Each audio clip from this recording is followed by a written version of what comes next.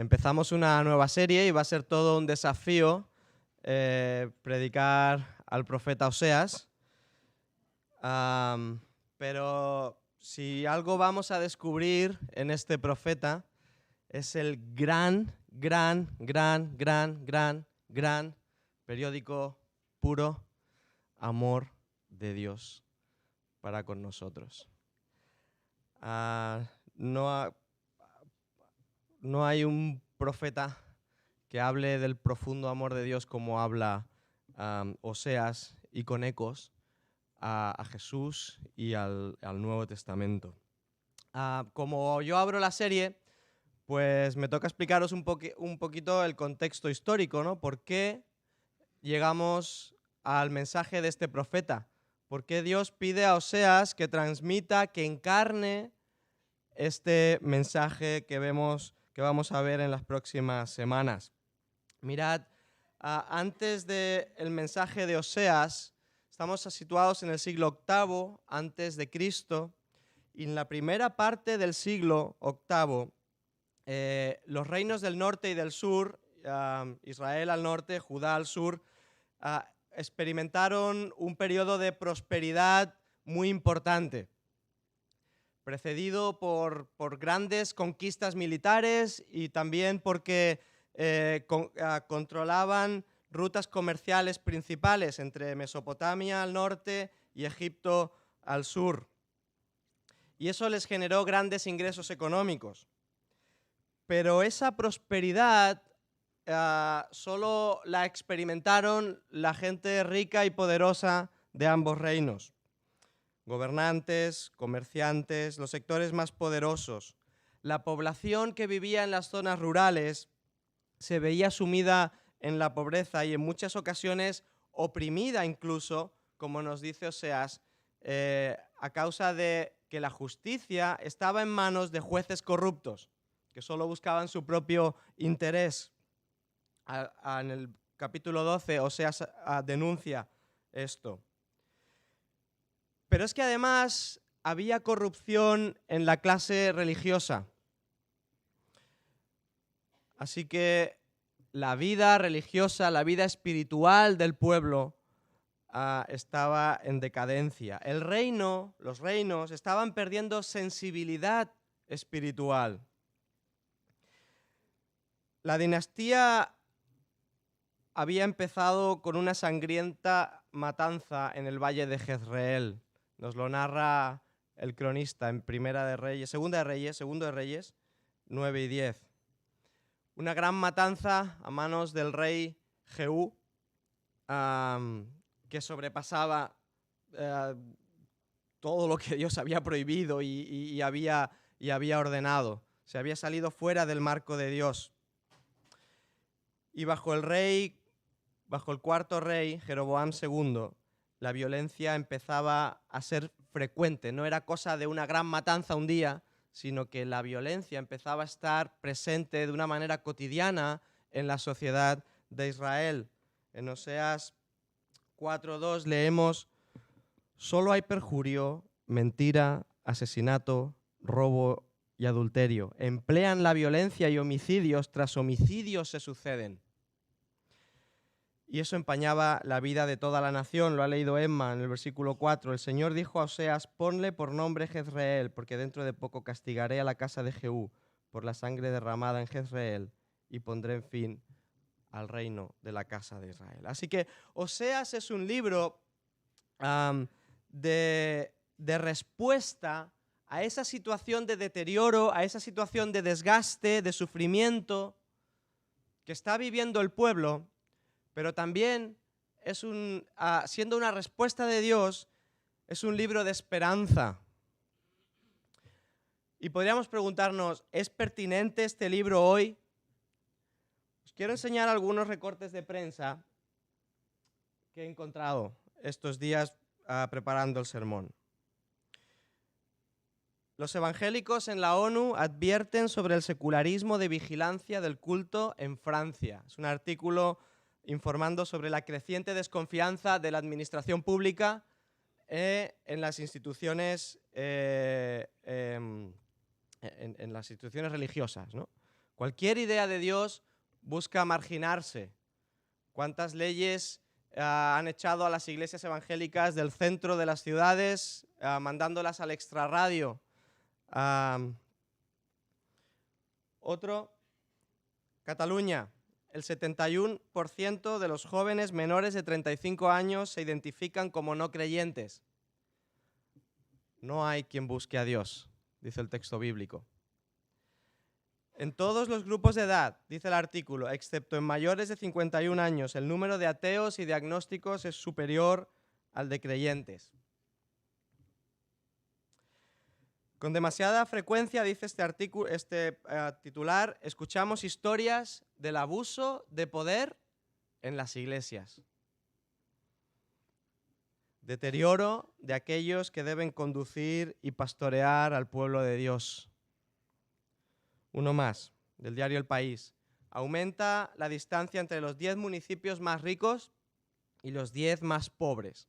Cada vez más desigualdades, como la que había en la época de Oseas, ¿no? Entre ricos y pobres. Y un último post de Esclavitud 21 en su Facebook de este año, hablando sobre la pornografía, el consumo de pornografía entre adolescentes y jóvenes. Fijaos, 9 de cada 10 consumen porno.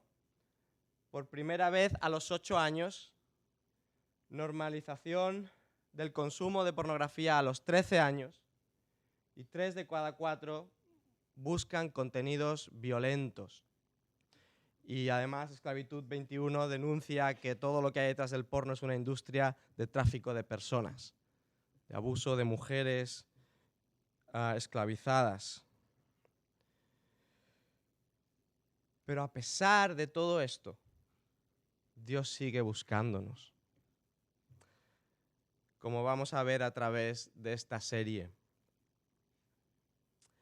Y es bastante fácil cuando vemos una situación de ruptura, de dificultad, de deterioro, de problemática, es fácil crecer con una idea simplista de Dios y pensar, si Dios es todopoderoso, ¿por qué no acaba inmediatamente con el mal en el mundo? ¿Por qué no acaba con ello si es todopoderoso? Y Oseas nos da una respuesta a esa pregunta desde el punto de vista de Dios. Oseas nos enseña una familia que representa nuestro mundo, nuestra sociedad.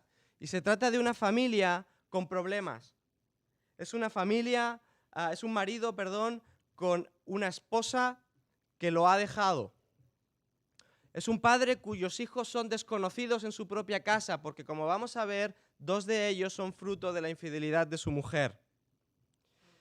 Es una familia que se está autodestruyendo a pasos agigantados.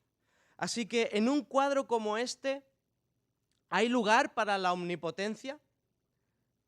¿Hay lugar para las soluciones instantáneas?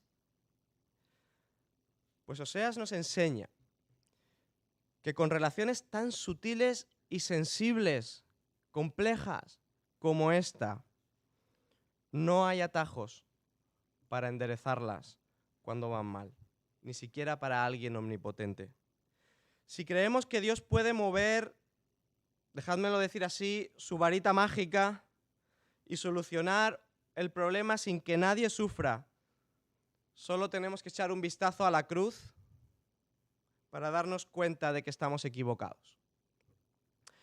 Porque fue frente a aquel instrumento horrible de tortura donde escuchamos a Jesús aquella oración: Padre mío, si es posible,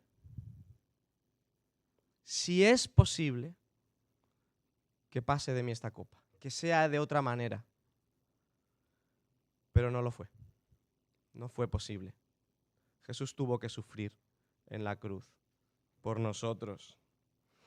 Y Dios quiso aclararle a Oseas el mensaje que le estaba transmitiendo de una manera muy práctica y hasta unos límites incluso yo diría dolorosos, al pedirle que hiciera la última cosa que esperaría o que imaginaría un profeta responsable que tendría que hacer. Le dice: anda, toma para ti una mujer prostituta, porque eso es exactamente lo que he hecho yo, dice Dios. al comprometerme con todos vosotros. Y Oseas no deduce simplemente que podía casarse y después vivirían vidas separadas, ¿no? Como aquellos ejemplos que vimos en Ezequiel, ¿no? Que eran cosas puntuales, que duraban un año, que duraban unos días, unas semanas, ¿no? Aquel Ezequiel jugando a los Playmobiles o tumbado durante una semana, ¿no? Y Oseas podría pensar, bueno, me va a pedir que me case con Gomer, pero luego vivimos vidas separadas y el pueblo ya entenderá qué significa esto, ¿no? Ni siquiera se casó con una mujer prostituta, pero de buen corazón, ¿no? Que, bueno, que haría el matrimonio más llevable. Se casó con una mujer superficial y materialista, que le dejó tirado en varias ocasiones. Y con ella empezó una familia. Gomer le dio un hijo varón, que es el primero, y más tarde le dio una hija y un hijo, que fueron fruto de sus infidelidades, no eran de Oseas. Se burló de él. Y aunque luego se burlaron de ella porque acabó siendo esclava, no quiso volver a casa. Era casi la misma situación que el hijo pródigo, ¿no? De la parábola de Jesús. Pero a diferencia del hijo pródigo, Gomer no quería volver a casa. Oseas tuvo que ir a buscarla para traerla de vuelta. Y cuando la encuentra, no solamente tiene que pagar un precio por ella, sino que además tiene que volver a ganarse su afecto, tiene que volver a hacer que ella se enamore de él.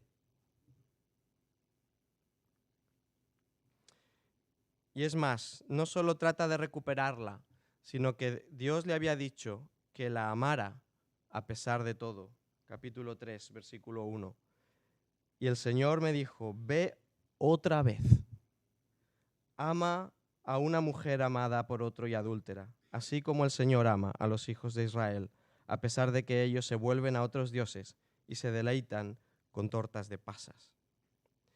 En esta historia no encontramos ningún ejercicio de poder sobrenatural que resuelve el problema en un instante. En esa historia solo hay dolor, solo hay humillación, solo hay espera, acercamiento, llamamiento personal, compromiso. También hay sacrificio. Sacrificio frente al riesgo de ser rechazado. Heridas abiertas. En definitiva, tener que trabajar en una relación difícil y perseverar para que dure, para que crezca. Y todo esto queda muy bien resumido en el capítulo 2, versículos 14 y 19. Dice Dios, por tanto, he aquí, la seduciré, dice Dios, y le hablaré al corazón. Te desposaré conmigo para siempre. Un Dios amante a pesar de todo. Un Dios que sigue luchando por su matrimonio contigo y conmigo. Y Dios podría haber reaccionado dándonos por perdidos y no malgastar su amor, pero su amor no se deja vencer fácilmente. En Oseas vemos que frente a situaciones de deterioro, frente a la realidad de nuestro pecado, frente a las luchas con las que lidia nuestro corazón aún hoy, incluso como cristianos, no hay atajos, no hay varitas mágicas, solo hay cabida al trabajo duro de Dios en nuestra vida. Solo hay cabida a Dios obrando día a día, insistiendo, perseverando, amándote, mostrándote gracia, fidelidad y misericordia.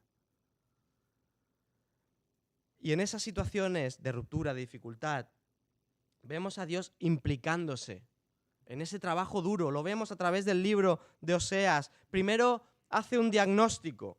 Fijaos en el capítulo 4, versículo 17, Dios haciendo el diagnóstico de la situación.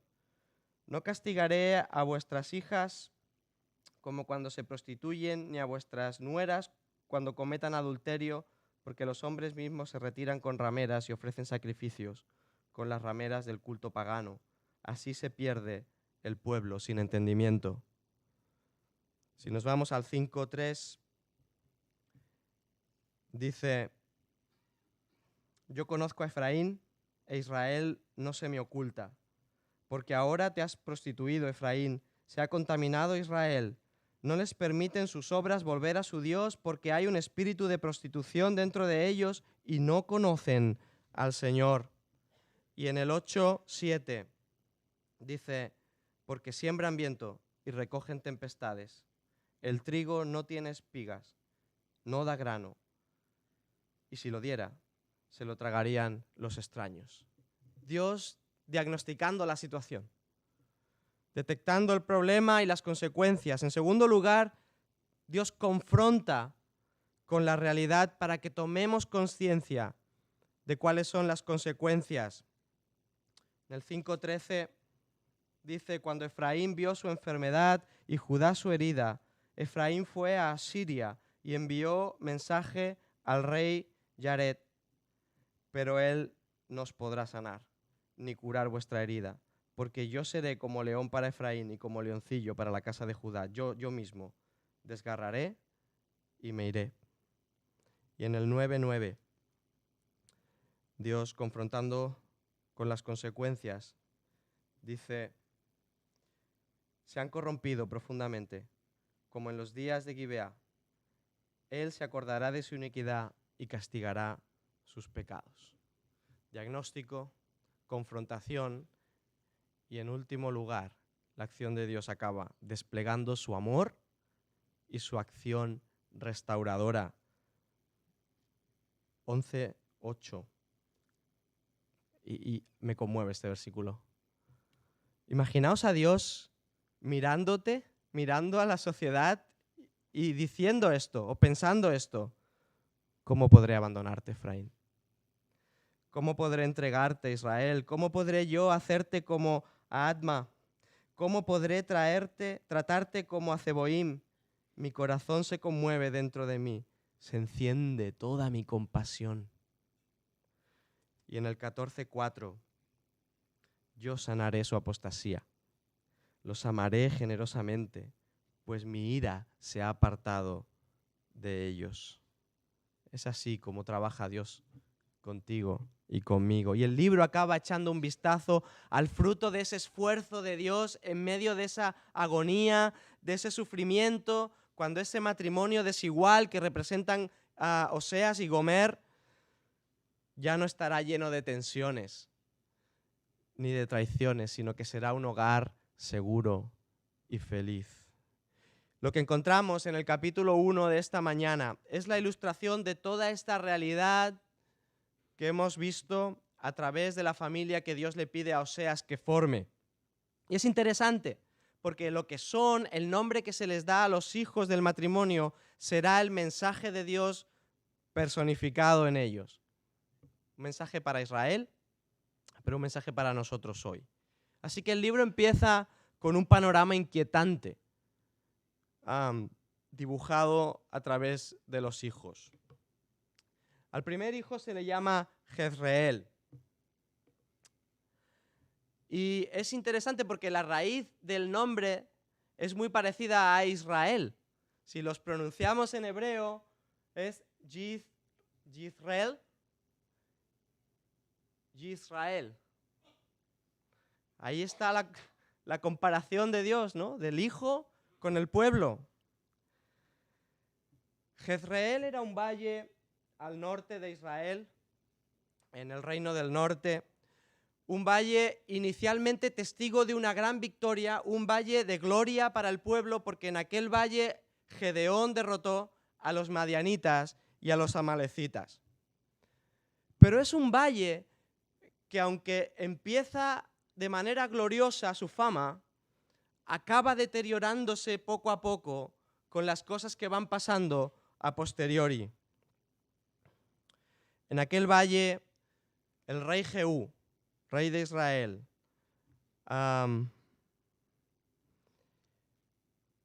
propinó una gran matanza y sangrienta que no agradó a nadie y que nadie del pueblo denunció. un detalle más de la decadencia moral en la que estaba Israel. Y aunque Jehú empezó bien su reinado, porque Jehú acabó con la casa de Acab, ¿os acordáis de Acab y de Jezabel y de las barbaridades que hicieron? Y Jehú acabó con la casa de Acab. En el fondo lo que le movía era su egoísmo y su sed de matar, como acabó demostrando en aquel valle de Jezreel. Y finalmente, en aquel valle, los asirios derrotaron definitivamente al pueblo de Israel, al reino del norte, y tuvieron que irse al exilio. Así que lo que empezó siendo gloria acabó deteriorándose hasta el punto del exilio. El diagnóstico y la advertencia de Dios es que Israel es como ese valle, símbolo del deterioro, de la destrucción y el desgaste. ¿Por qué? Porque se han alejado de Dios. Se han ido alejando de Dios. El segundo nombre es Lo Ruhamá. Y es curioso porque cuando estamos hablando del primer hijo, dice en el versículo 3 que Gomer le dio a luz un hijo. ¿A quién? A Oseas. ¿De quién es el hijo? De Oseas. Pero cuando vamos al versículo 6 con Lo Ruhamá y Lo Ami, al final, no dice que le dio un hijo, dice que tuvo 2 hijos. Y deducimos de ahí, del contexto del profeta, que fueron 2 hijos fruto de la infidelidad. Este nombre significa sin compasión. El adverbio lo en hebreo es no compasión, sin compasión. O podríamos traducirlo también como indigna de compasión. Y qué desesperante debe ser la idea de perder la misericordia y la compasión de Dios. Cuando se agotan los recursos, cuando se acaban las salidas, cuando las puertas están cerradas, en los momentos más profundos de la desesperación y de la impotencia del ser humano, todos clamamos a algo que esté por encima de nosotros, esperando que nos libre. Si esa idea de auxilio final desaparece por completo, la desesperación, el dolor y el sinsentido se vuelven realmente un tormento. Especialmente si acabamos reconociendo que solo hay un Dios único y verdadero que es capaz de librarnos, pero que hemos perdido su favor, que hemos perdido toda opción de auxilio. Y es que aunque el libro de Oseas deje muy clara la persistencia y la insistencia de la compasión de Dios, su amor no es ciego. El perdón sin una relación sanada está vacío. Y no podemos olvidar que las profecías de Dios en este sentido, cuando es tan duro Dios, diciendo no es que el pueblo es indigno de compasión, son gritos de advertencia, no son sentencias irrevocables. Así que no es que Dios se dé por vencido, Dios está advirtiendo a gritos y de una manera muy enfática. Jesús resume muy bien esto en el Nuevo Testamento, esta idea de juicio, de advertencia, de consecuencias y de cómo es su amor incansable.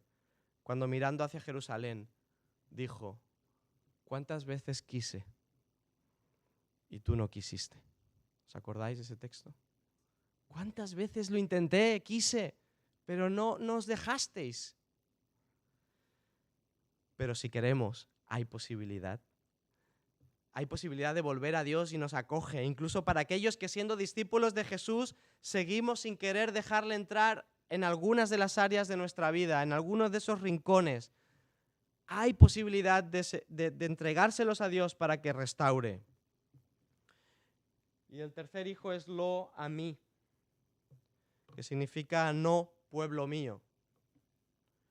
También, como decía antes, un niño fruto de la infidelidad de Gomer. Pero ¿cómo puede decir Dios que este pueblo no es pueblo cuando es el pueblo escogido? Porque puede que Israel fuera nominalmente el pueblo de Dios.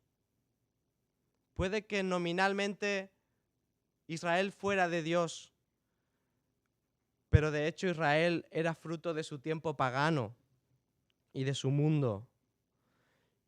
Y es que Dios no desea ser compartido. La presencia de otros dioses hace imposible la relación con Dios. Y esto me hace pensar en el nominalismo evangélico o en el nominalismo cristiano. Creo que cada vez más extendido y a medida que van pasando las generaciones, ¿no? Un seguimiento superficial de Jesús. Creo que debemos diferenciar el ser cristiano con ser parte de una sociedad fundada sobre bases cristianas, lo que podríamos llamar como cristiandad. Ser cristiano es una experiencia espiritual con Cristo. Es un encuentro personal que provoca cambios en una persona y donde hay arrepentimiento y fe. Pero ser parte de la cristiandad solo implica que te identificas con algunos criterios morales del cristianismo, aunque ni siquiera los practiques personalmente, sino que piensas que, bueno, son buenos para la sociedad.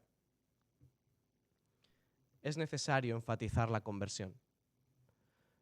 Evidentemente no es el único criterio, porque hay personas que han tenido una experiencia con Cristo, pero no han sido discipulados. Pero la conversión es imprescindible. El elemento que sigue a la conversión es el discipulado, es el crecimiento en discipulado, en seguimiento de Jesús. Una persona puede haber tenido una experiencia de nacer de nuevo en Cristo, pero estar en un ambiente, en un contexto en el que no hay crecimiento. Y es como estar en una puerta giratoria, que nunca avanzas en tu experiencia con Jesús. Una experiencia que debe transformarte. A veces es por una cuestión pastoral, de personas que no han recibido la atención necesaria o las orientaciones para crecer en la vida cristiana. Otras veces es nuestra falta de seguimiento auténtico de Jesús. A veces no dejamos que el Evangelio ilumine esas áreas de nuestra vida que deben ser tocadas por el Evangelio, iluminadas por el Evangelio, para que tomemos conciencia de que necesitan ser trabajadas por Dios. Así que creo que es tan importante en quién creo y qué es lo que creo, como el crecimiento que se produce y el fruto que se da. Y que no hay aspectos de tu vida que no le importen a Dios. ¿Cómo influye mi fe en mi trabajo? ¿Cómo influye mi fe en la manera en que me relaciono con otros? ¿Cómo influye mi fe en cómo soy padre, madre, hijo, hija, hermano, esposo, esposa? ¿Cómo afecta mi fe en la manera en que sirvo a la iglesia? ¿Cómo afecta mi fe en la manera en que gestiono mis negocios? ¿Cómo afecta mi fe en mis planteamientos políticos o en cualquier otra área de tu vida? Porque a Dios le interesa todo. El cristianismo es mucho más que venir a la iglesia el domingo por la mañana o servir en un ministerio. Así que una pregunta pertinente que podemos hacernos en esta mañana es: ¿en qué aspectos concretos de mi vida estoy teniendo actitudes nominales? ¿Qué carencias hay aún en mi relación con Jesús? Y para avanzar en esas áreas, el discipulado es clave. No podemos esperar crecer y madurar espiritualmente escuchando solo los sermones del domingo. Esto es importante. Gracias por escucharme esta mañana. Pero el seguimiento tiene que ver también con aspectos individuales y relacionales. Individuales en cuanto a profundizar en nuestra relación con Jesús, saturarnos, dejarnos examinar por la palabra, dialogar con Jesús diariamente.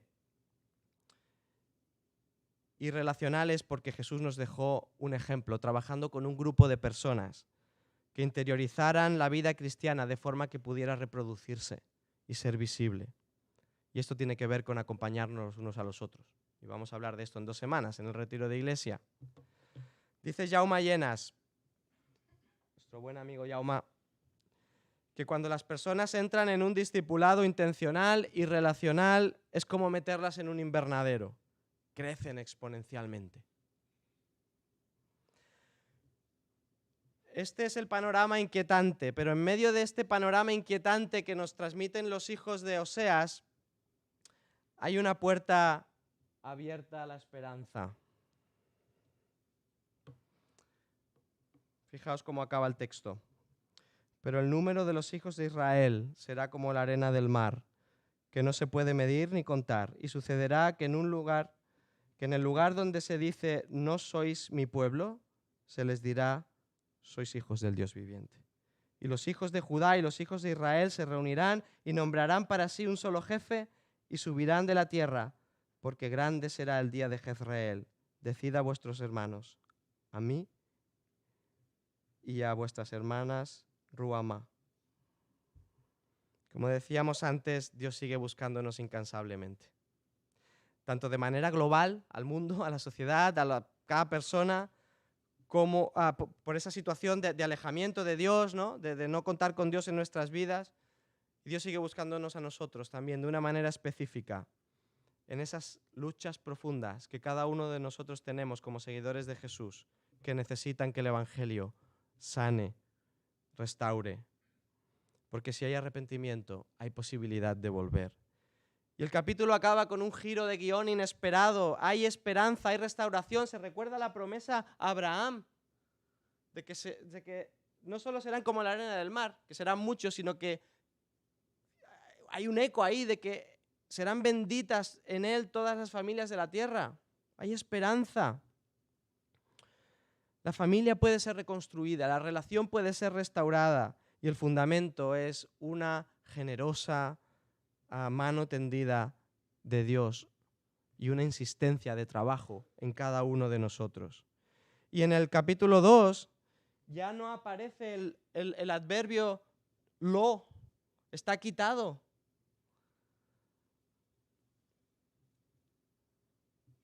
Ya no niega que sean pueblo, ya no niega su compasión. Esto es una señal de la gracia increíble de Dios. Y fijaos en la calidez del versículo 10. Ahora sois hijos del Dios viviente. Que nos recuerda a la parábola del hijo pródigo. Porque este hijo mío estaba muerto y ha vuelto a la vida, estaba perdido y ha sido hallado. Y esa referencia a un nuevo jefe que les unirá es una referencia a Jesús, el nuevo gobernante. Un gobernante que sale en nuestra búsqueda, como sale Gomer a buscar como sale Oseas a buscar a Gomer. Jesús hará posible la restauración, les amará, les guiará bien, no como los reyes que han llevado a Israel a ese deterioro, al exilio y a la ruptura. Y quiero terminar recuperando 4 conclusiones rápidas de lo que hemos ido viendo en el texto. Por un lado, que la pérdida de contacto con Dios nos lleva a la degradación y al desgaste. Nos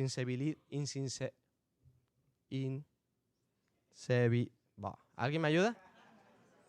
Bien, estáis atentos. Insensibiliza. Es que ayer estuve a las Olimpiadas todo el día. Nos deshumaniza, nos corrompe todo lo que está a nuestro alrededor. Perder el contacto con Dios no solo nos aleja de Él, sino que nos aleja de nosotros mismos, de quiénes somos, de cuál es nuestra identidad y propósito creacional, y nos sensibiliza con respecto al prójimo. Acabamos dañándole irremediablemente porque nos lleva o a la indiferencia o a oprimirle y hacerle daño, causando sufrimiento. En segundo lugar, Dios nunca quedará satisfecho con ser tu novio solo un par de días o a ratos.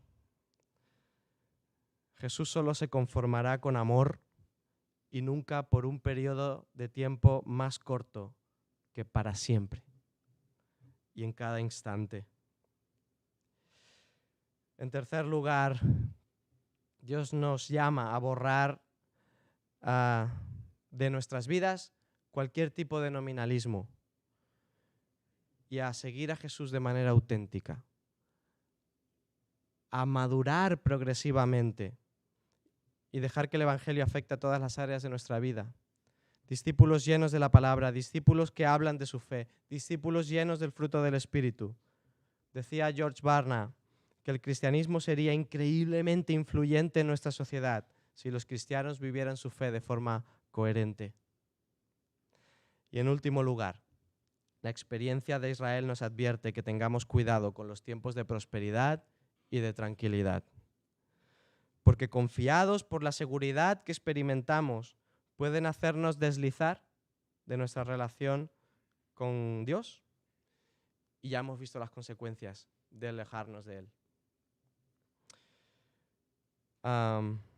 Como decía el salmista en el Salmo 72, en cuanto a mí, el acercarme a Dios es el bien, es lo bueno, es lo que necesito, es vital para mí.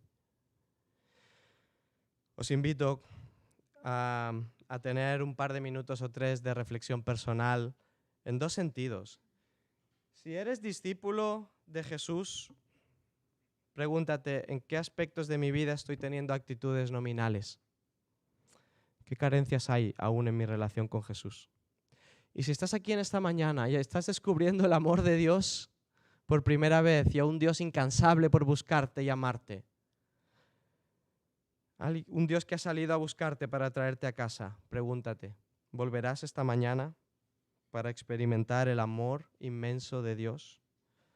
Ora pidiendo perdón por haberte ido, por no haber contado con Él en tu vida. Y pídele perdón y pídele tener una relación personal con Él ahí en oración.